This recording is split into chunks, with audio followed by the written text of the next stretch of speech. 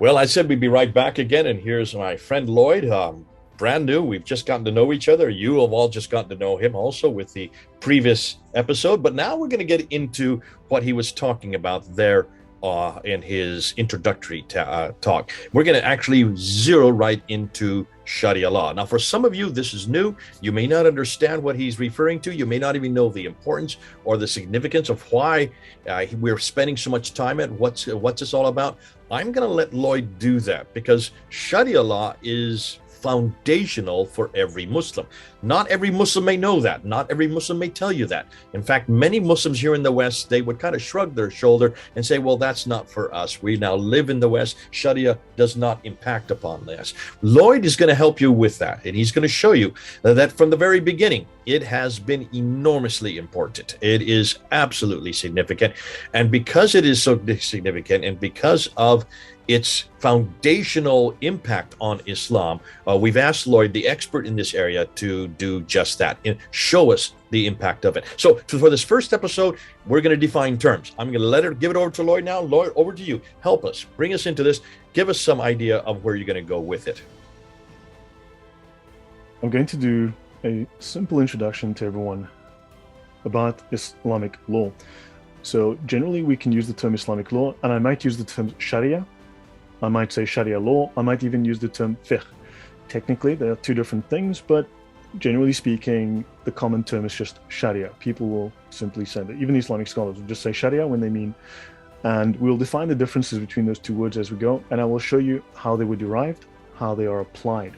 I will start early on with showing you specific laws so you can see exactly what these laws are, and you can actually trace them back to the behavior within Muslims. You'll be able to show how they explain. So it's going to be a very easy introduction, and then we will start to get very technical. I will introduce terms. I will start explaining these technical terms. It can be a little daunting at first, but once you get it, it's actually really quite straightforward. So we'll have the rules, the doctrines. Also, I will not be using the Quran very much. The Quran is not very necessary here. We will occasionally refer to it, especially when the Sharia law explicitly refers to it. Otherwise, we were looking at the doctrine derived from the verses. This is not about verses. This is not about hadith. This is about doctrine and laws derived from these so that these can be applied in the life of a Muslim and within the Islamic community as a political and legal system. My presentation is called the Muslim Talmud, Sharia, Fiqh, Islam's Sacred Law. There's a specific reason why I've called it the Muslim Talmud. It is essentially the equivalent of the Talmud. There are some differences. We will discuss those. One difference is the Talmud has been collected essentially into a single volume, so it's very easy to go to the Talmud and read through it. However, the Sharia is distributed. It's distributed across multiple schools, and of course, no one scholar has everything. No one school covers everything. So you are required to move across different schools, different books. So in other words, you need to know where something is in multiple books, and they constantly cross-reference. It's like hyperlinking from web pages, right? You're constantly jumping from book to book. And also there are certain scholars who are the specialists in a given field. So all the scholars, all of the books will then reference another scholar whose work, or maybe a chapter in a book, is critical in that area, or is the fundamental, is the prime source of information. So then from one place, you have to jump to another place. So this is what makes Sharia very difficult to comprehend. Any questions before I continue, Jay? No, this is good. Just go. I have no questions so far. Yeah, you're just introducing it. So it'll be when you start making claims that I'll probably jump in. Yeah, certainly. Right. Sharia. Sharia, sacred or secret? Is Sharia sacred? Yes, it is. Is it secret? Well, yes, it is. However, notice what we've learned about Sharia would be things like this. This is a series of pamphlets that were put up and stickers that were placed all over London, I believe it was. Sharia control zone. This is where Sharia law was enforced. You can see it. These are Sharia police, Sharia for Britain. Sharia, the only solution. Sharia will dominate the world. Sharia, the only option for the UK. Now, Muslims want Sharia. They want us to live under the Sharia. However, what is the Sharia? Why don't they simply openly talk about the Sharia? We know it's a legal system. We know it's a political system. Why don't they simply clarify for us what it is? I'm going to be clarifying for you what it is, and I'm going to be explaining why they simply will not tell us what Sharia is. Now, before we continue, I want to bring up this slide. It's called an Arabic Quran, right? And this is a book by Arthur Jeffrey called Foreign Words in the Quran. And you'll notice there are a number of words here that are part and parcel of the Quran. You've got here Syriac, Aramaic, Hebrew, Greek, Ethiopic. And down here, you've got Amharic, so you can add those few words together. This is not a complete list. Newer research has shown us there's additional words that Arthur Jeffrey missed. I think this is a 1936 book. I made this slide myself. I will provide the link in the description for you to have a look at this spreadsheet yourself. But notice also there's a lot of Greek, there's a lot of Syriac. So we will start to look at some of the sources of this. And obviously, they've taken sources from outside of Islam and incorporated them into the Quran and into their other texts. So we'll make sense, especially of why so much Greek. Why is there so much Greek within Islam? Right, moving on. Now, secrets and weaknesses. This is a ruling directly out of the most popular, the most common Sharia law manual in the world. It's called The Reliance of the Traveler. Again, links will be made available in the description. If a Quran is being purchased for someone, it is obligatory that the person be Muslim. The same is true of books of hadith and books containing the words and deeds of the early Muslims. Quran in this context means any work that contains some of the Quran, even a slight amount. This ruling holds for any religious books, even the Tabakat of Shar'ani. Shar'ani is a name that we will cover later, very, very important scholar, especially with relation to Islamic law, to the Sharia. Now, do you have any questions before I continue, Jay? No, I'm just go back to the previous slide there. I'd like to, for people, just to remind people, the one before this there, take a look at that, folks. Some of you will probably be shocked. You can go to this one as well. Those banners there are from London. I know those people in those pictures. The guy that's speaking, I know. He is the lieutenant for Anjum Chowdhury. This is the Muhajirun party. These are my friends. These are the guys and gals I got to know. I went to their meetings. I actually taught at Sheikh Omar Bakri Muhammad, the man that actually created the Muhajirun party. He would invite me up to there in Tottenham to teach at his school. And the first time I went to teach at his school, Lloyd, he introduced me this way. He said Sheikh Omar Bakri Muhammad is from Syria, but he was by far the most radical and certainly the most charismatic of all the teachers there in Britain when I was there in this is back in the 1990s. This is before 9/11. I'm sorry, no, this was after 9/11. Sorry, this is just post 9/11. So we're talking about 2002, 2003, 2004. And he introduced me into his class saying, this is my favorite Christian, but this will be the first man I kill when Islam comes to Britain, when they introduce Sharia law. My first debate with him was in 1999, and in front of about 3,000 radical Muslims. We did basically what we did is Islam relevant for the 21st or the 20th century? This is the end of the 20th century. And he went right down through showing what Islam would look like in the 20th century. And everything he did, he pulled out of Sharia law. He took it, but he always sourced it in scripture. He took every category that he was talking about. So when he said, we're going to make sure all the women are covered up, and then he went right to chapter 3359 of the Quran to support that. And anybody who is a thief, we're going to cut off their hands. And they went right to chapter 5, verse 38. So he supported everything he said in scripture. And this gave him a huge amount of authority, enormous amount of authority. And that's why he was so popular. These study control zones you see in that picture there those were mainly on the east side of London. That was in Tower Hamlets, which is mainly a Bangladeshi community. And these little placards that they said, if you look at it carefully, you can see no more drinking, no more any type of gambling, no more dancing, no more music, no more everything that people in London love to do. They were going to shut it down, and they were going to dictate for everybody. It wasn't just for the Muslims. This means everybody living in the Tower Hamlets area would have to follow by those dictates, which goes against British law. Interestingly, they even claimed that part of the city as an Islamic state. And they didn't say state, but they would claim that these laws are instituted because the majority of people, it didn't have to be unanimous, just even the majority of people, they were Muslim. Therefore, they could dictate it using as they said, using the structure of British law in order to do that. Now, go to the next slide that you just showed, looking at the Quran. Yeah, folks, take a look at what he has at the top. And thanks for doing this, Lloyd. This is brilliant because I've not seen anybody who actually took Arthur Jeffrey's material and put it into a visual slide. That visually you can see the importance of Syriac and Aramaic. Are you all following that? The importance of Hebrew, Greek, and Ethiopic. These are all Jewish and Christian languages.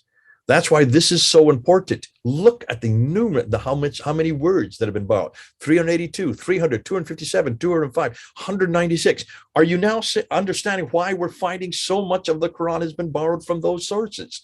And you look at just the number of words, and yet all the way through the Quran, Lloyd, it does say, doesn't it, that this is an Arabic Quran in the Arabic language for the Arabic people. Over and over, it keeps on reminding the reader. Why would it remind the reader that if there was something in contradistinction that it is confronting? Well, it's confronting all these other languages. It turns out it is not just an Arabic Quran. In fact, many of the major words in the Quran are borrowed from those very languages because they need those words to underline and give foundation to the ideas that they, of course, foment. Fascinating. Thanks so much for that. But I just wanted to bring people back to show the importance of why you're going to Sharia law and the importance of why much of this is borrowed from other sources. Right. Okay, I'm going to bring up, you mentioned that this sheikh discussed amputation. You said that this sheikh discussed amputation, right? And he went to a single verse of the Quran, I believe. Now, let's have a look. This, since you brought this up, this is the Hedaya. This is the jewel in the crown of the Hanafi school of fiqh. This is 4 volumes. It is roughly 2,652 pages.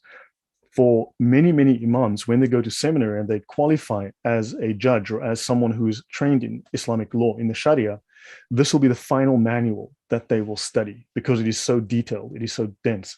Now let's have a look here. This one is called Book 7 of Saraka or Larceny. Chapter 1, Introductory, page 82. But have a look here, Chapter 2. So Jay, if you can just read this title, I'm going to zoom in a little bit. If you can just read this here. Yeah, of thefts which occasion. So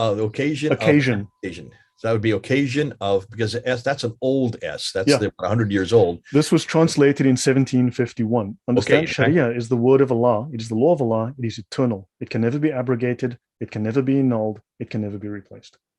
Yeah, so we have to realize that the F was the S letter back then. Now we've changed it to the S letter. So of thefts which occasion amputation, and of the manner of cutting off the limb of a thief and the execution. Now, notice this starts in page 87 and goes down to roughly a page 126. You're looking at 44 pages of information which explains how to cut off the limb of a thief, when, under what conditions, how. Now, you mentioned a single Quran verse, and here there are 44 pages he could have shown live on the screen. The problem is Sharia is a secret. He cannot explain this. He's not allowed to reveal this. Look at the importance. If the laws exist, why didn't he go to the law? Sorry, Jay? I mean, you're making a huge point here, and this is, I hope that people are understanding it. And what Lloyd, thank you for doing this. It's not just the Quran, which gives us just one verse. People say, okay, that's just one verse. What Lloyd, you're making a huge point, and that is, if you want to see the application of what the Quran is, you want to see where they exegete it, you need to go to the law itself. And 44 pages just on why and how, even the method that they're going to cut off the hands, all of it is unpacked there. That shows that this is enormously important. Yes. So one verse, you see, now an issue is that you go to one hadith, which has 20 words, and you go, well, there you go, that's it. I guess we're going to have to do our own exegesis. Well, please understand, the exegesis was done 1,000 years ago. They've written literally hundreds of pages. Now, this is the law derived from a single Quran verse in one school. There are 4 major schools that are recognized. Each school will have its own laws. So they will total hundreds of pages. So why did he not simply open up the Sharia manual and say, okay, here are the laws. Here's all 40 pages. Let's look at the relevant laws. And there's a very good reason why they do not do that. And at some point, we can actually go through this, read through this, and you can see how all of that is applied from the minds of the finest scholars of Islam who Lloyd, this is exactly what you're all about. And this is why you wanted to come on board. This is why everybody says, bring Lloyd on board. Because what he's going to show you is not just the fact that there may be one verse in the Quran that refers to, in this case, cutting off of hands. There's an enormous amount of background material that is just as foundational and just as important as to how you're to cut off the hand, where you're to cut off the hand, what is the purpose, what is the jurisdiction, and this background material Muslims don't want to talk about because they would rather just say, oh, just one verse in the Quran, therefore it's not significant. Hugely significant if you're going to spend 44 pages in just one manual that represents just one school of four. And you can understand then why this is enormously important for those Muslims around the world who are watching and seeing people's hands cut off. Let me just show you this picture right here of the stadium where they are actually amputating hands. They amputate hands. They're still doing this today. It is quite normal in many Muslim countries to amputate hands. Muslims here in the West don't want you to know this. Muslims here in the West don't want us to talk about it. Muslims here in the West don't want you to see. In fact, they would say this is something for 1400 years ago. It's nothing to do with today. It has nothing to do with us as a Muslim. But yet what you're saying, Lloyd, is every Muslim, if they want to know what the Quran is saying, this one verse in chapter 5, verse 38 is saying, you better go back and see what the Hedaya actually amplifies it and understands it. Listen, we do that in Christian, I'm a Christian, and we do that in Christianity. If you want to see what Jesus said, you go to Paul's commentaries and you see how took the gospel and unpacked it for Ephesus, or unpacked it for Philippi, or unpacked it for Colossus, or did the same thing for Corinth. That's how we live, by following Paul's letters. In the same way, Muslims, in order for them to understand one verse, cutting off of hands, how that's to be impacted in real day life and how they're to apply, you need to go to the Hedaya, or these other manuals that are for each one of the 4 schools of fiqh. Great that you're doing this. This is so important. As we bring this to a conclusion, what are you going to do next? Where are you going to go next with your next episode? The next episode, I introduce the sources. I will briefly discuss why Sharia is secret, that Muslims are not allowed to share this information with you. And then we're going to talk about Islam as not as a religion, but as a deen. We're going to learn that Islam is a deen. A deen is a political system, and a deen is a political system that has much in common with political systems like Nazism, communism, and fascism. Okay. Most Muslims listening, deen would be the practices. You're going to unpack that and show that this is foundational to everything that they must do, the practices that they must participate in. Correct. Islam does not call itself a religion. It calls itself a deen, and a deen is a political and legal system. Okay, that's still next time, folks. Come on back. We're going to have an awful lot to do with Sharia law. This is Jay and Lloyd from the United States and Poland. Over and out.